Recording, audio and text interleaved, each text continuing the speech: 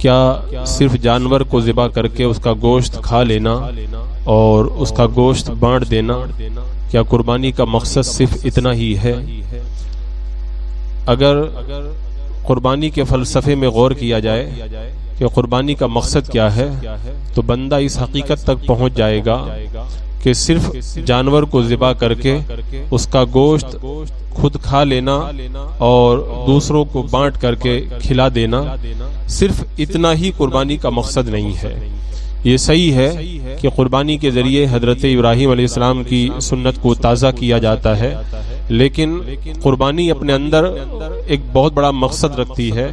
قربانی کا اپنا ایک فلسفہ ہے اور قربانی کرنے کے پیچھے ایک بندہ مومن کی بہت بڑی نشو و نما موجود ہے۔ بندہ اگر اس کے اندر غور کرے تو قربانی کے ذریعے اپنی زندگی کے اندر بڑی تبدیلیاں لا سکتا ہے۔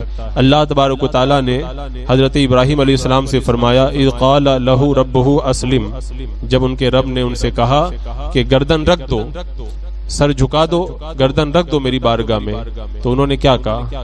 قال اسلمت لرب العالمین، عرض کی میں نے سارے عالموں کے رب کے حضور اپنی گردن کو رکھ دیا۔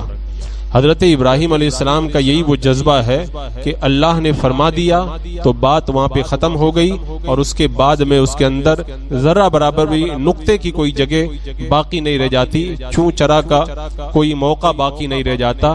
یہ حضرت ابراہیم علیہ السلام کی پوری زندگی میں اور خاص طور سے قربانی کے اندر بہت بڑا یہ ایک جذبہ رضا اور جذبہ تسلیم ہے جو کھل کر کے ہمارے سامنے آتا ہے۔ قربانی کا جو فلسفہ اس میں آپ غور کریں گے تو اس میں بھی آپ کو یہی پتا چلے گا کہ قربانی کا مقصد یہی ہے کہ بندے کو اس بات کے لیے آمادہ کیا جائے، بندے کو ذہنی طور پر اس بات کے لیے تیار کیا جائے کہ جب تم اپنے آپ کو مسلمان کہتے ہو، اپنے آپ کو مومن کہتے ہو، تو مسلمان اور مومن کا معنی یہی ہوتا ہے کہ جو مرضی اللہ کی وہی مرضی میری ہے، جہاں میرا رب حکم دے گا وہیں پر میں اپنے سر کو جھکا دوں گا، میرا رب جہاں سے مجھے روکے گا وہاں میں کبھی بھی اپنے قدموں کو نہیں بڑھاؤں گا۔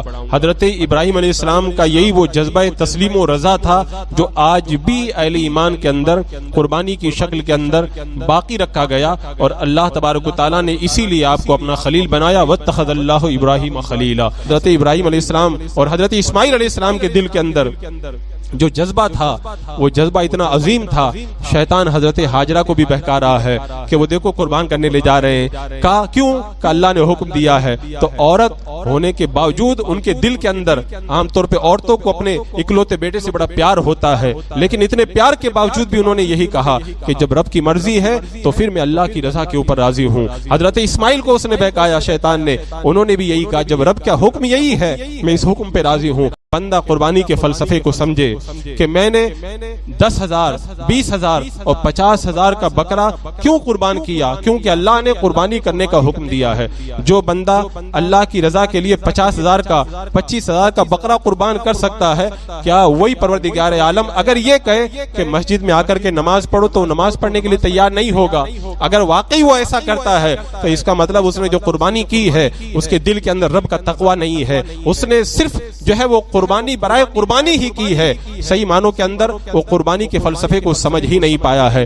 جو بندہ اپنی محنت کی گاڑی کمائی سے اتنے پیسے خرچ کر کے جانور کو قربان کر سکتا ہے، کیا اللہ کی منع کی ہوئی چیزوں سے وہ بچ نہیں سکتا؟ کیا اللہ کے حکم دیے ہوئے احکامات کے اوپر وہ چل نہیں سکتا؟ اگر چلتا ہے اللہ کے احکامات پر تو یہی ہے صحیح معنوں کے اندر مومن کی پہچان، اور یہی ہے قربانی کا فلسفہ اور مقصد۔ لیکن آج ہم دیکھ رہے ہیں لاکھوں کی تعداد میں روپیہ خرچ کر کے قربانی کرنے والے لوگ اللہ کے احکامات اور فرامین کو جو ہے وہ پورے طور پر پامال کر رہے ہیں اور اللہ کے احکامات پہ عمل نہیں کر رہے۔ 50 سال کی عمر ہو گئی، ان سے کہا جاتا ہے کہ اللہ کے حکم پہ چلو تو کہتے ہیں اب جو ہے وہ شروع کرتا ہوں، لیکن ہر سال قربانی بڑی محبت کے ساتھ کرتے ہوئے نظر آتے ہیں۔ اس کا مطلب یہی ہوا کہ صحیح معنوں کے اندر انہوں نے قربانی کا جو مقصد اور فلسفہ ہے اسے فراموش کر دیا ہے۔ اللہ تبارک و تعالی ہمیں فلسفہ قربانی کے اوپر عمل کر کے حضرت ابراہیم علیہ السلام کی سنت کو تازہ کرنے کی توفیق عطا فرمائے۔